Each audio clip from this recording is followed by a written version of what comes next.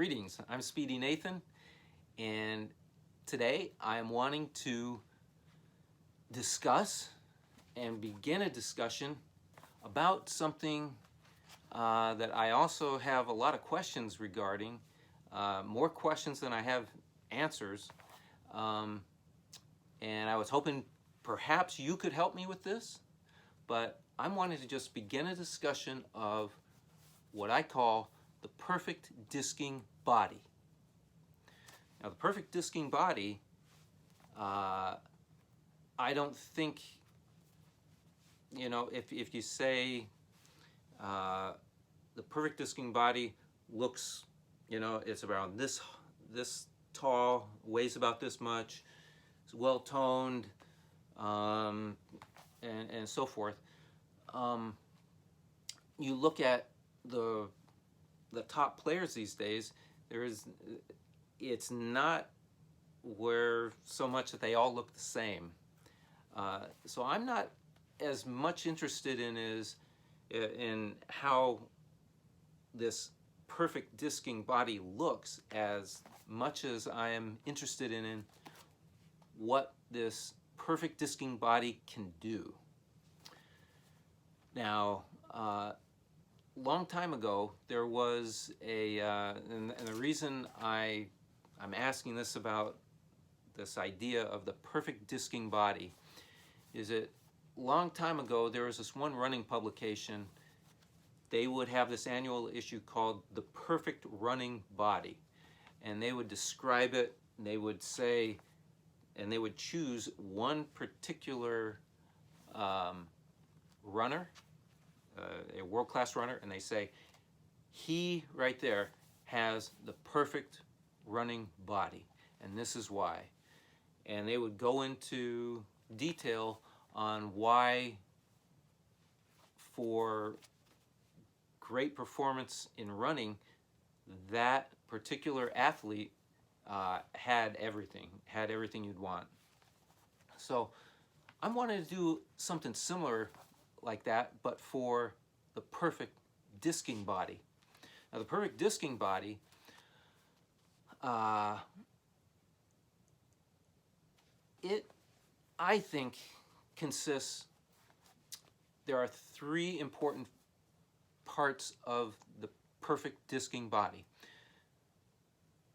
And I'll go into each of these briefly, but they are: number one, to play at a high level consistently good disc golfing. That's one. Two is avoiding injury, not being injured. That's important to play good disc golf, is to stay injury free. And three is good endurance, both mentally and physically. So if we look at those three factors, let's start with playing consistently at a high level. This, I believe, and what I'm observing, this requires a good balance of both power and finesse. Being able to throw the disc far, but also being able to shape shots. And you really cannot play as good consistently if you only have one of those, because courses change. A variety of different courses, they favor one way of playing over another. Some of the wide open courses, like the park style courses that don't have a lot of wooded areas, they favor those guys with the big arms, with the power. The ones that are in more wooded areas, where you have to shape shots and everything, that seems to favor guys who do well with the finesse part of disc golf. So I think to play consistently, over a variety of different kinds of courses. It requires a good balance of both power and finesse. And I'm not saying to compete at a high level consistently, meaning that you win every tournament. There's guys that do win tournaments, but I'm thinking more of guys who you can always count on them to be up at or near the top every time, instead of guys who sometimes have good days, you know, in good tournaments. Other times you're wondering what's going on with them. But to consistently play at a high level, I think that is one of the things about the perfect disking body. Second thing about perfect disking body is avoiding injury. Observing a lot of these top players, the ones that are really crushing shots and throwing it far, it looks like they put a lot of torque on their body when they're throwing those power shots. So conditioning to avoid injury is important. Conditioning and also having a strong core helps to protect the weaker parts of the body from that torque. You see guys with injuries like all over the place. Like some guys have shoulder injuries, others have elbow injuries, others have knee injuries, foot injuries, ankle injuries. From what I've observed also, a lot of the finesse shots and other kinds of shots require the disc golfers to contort their body quite a bit, and to have a good range of motion is also important to avoiding injury. So conditioning, having a strong core, having good range of motion, those all, I think, are parts of the perfect disking body. You need to avoid injury. I understand that disc golfing has a 90%, at least a 90% chance of injury. And as far as preventing that, as far as the how-to, I would say that that Seth Muncie has done a much better job of this than I can do as far as how to prevent injury. And in fact, I'll put a link to his channel in the description here. But avoiding injury, very important as part of the perfect disking body. The third aspect of the perfect disking body is good endurance, both mentally and physically. The pro disc golf tour, it looks like it's a very grueling schedule.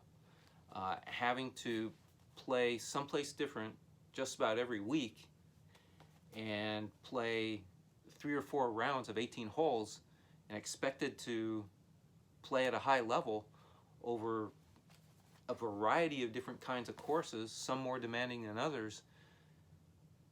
And you have to be ready for each of those kinds of courses every week. I'm in awe of how well these pros handle it.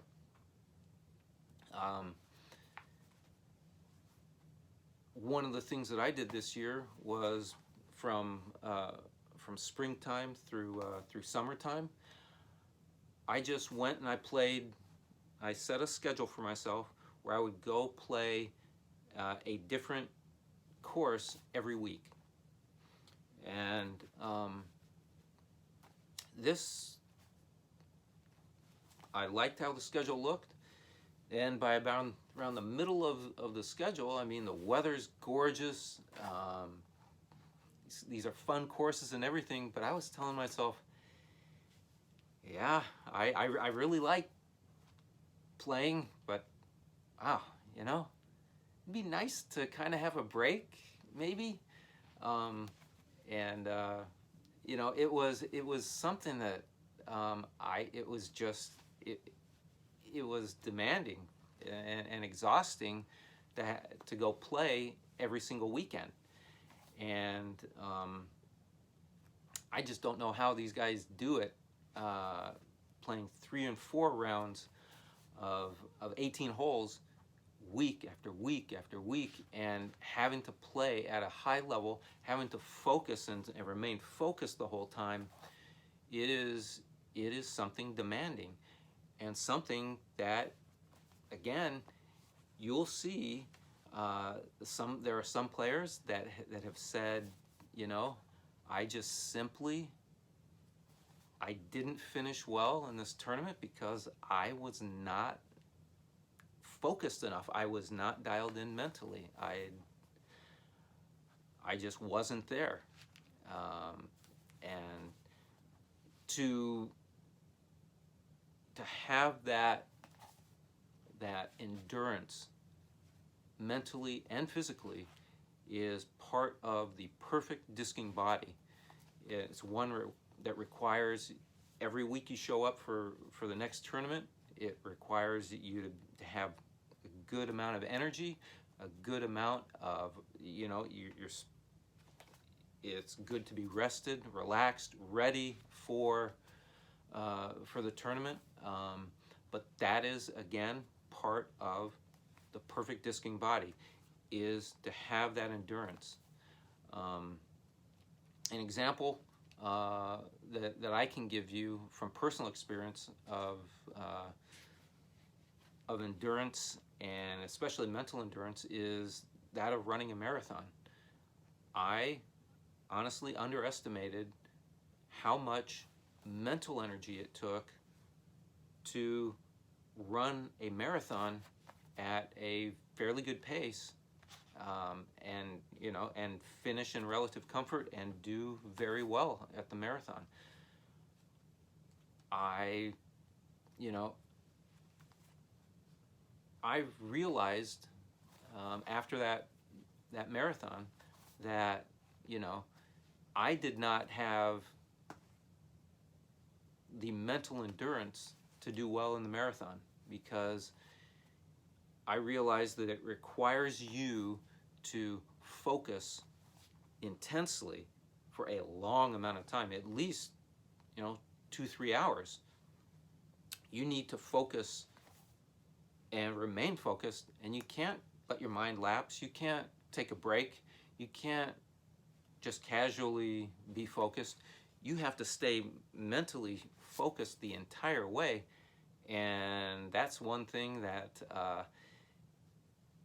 that is a requirement to run well in the marathon. It's also a requirement to do well in disc golf, is to stay focused for a long amount of time. So, I'll just end it with this, is that just good general health is also important as part of the perfect discing body, because it is hard to remain focused and hard to play well when the only thing you can think about is how lousy you feel.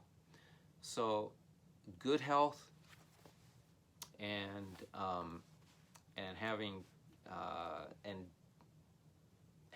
the endurance to make it through these tournaments, these long tournaments, and these seasons like this, is an important part of the perfect discing body. So I'm going to end it there, but I'm going to say that if you have some thoughts, please share them in the comments below, and tell me what your take is on how accurate you think that is about the perfect disking body. I look forward to seeing your comments, and the idea is so that each of us can work towards that, where those of us who play recreationally, play for fun, can have fun consistently playing disc golf, meaning when I throw the disc, it generally goes where I'd like it to go most of the time, and not get injured, and at the same time be able to not get to the point of burnout, or to the point where I'm just like, yeah, I need a break, where I can keep going. As well, for the competitive disc golfers out there, to play at a very high level consistently for a long amount of time, for several seasons, and always be expecting to play well, again, and avoiding injury, as well as avoiding any kind of burnout or any type of loss of focus or loss of energy when getting towards the end of these seasons and these tournaments. So that's it for this week, and we will be back next week, probably with a review of another disc. So I'm Speedy Nathan. Thank you for watching. Like.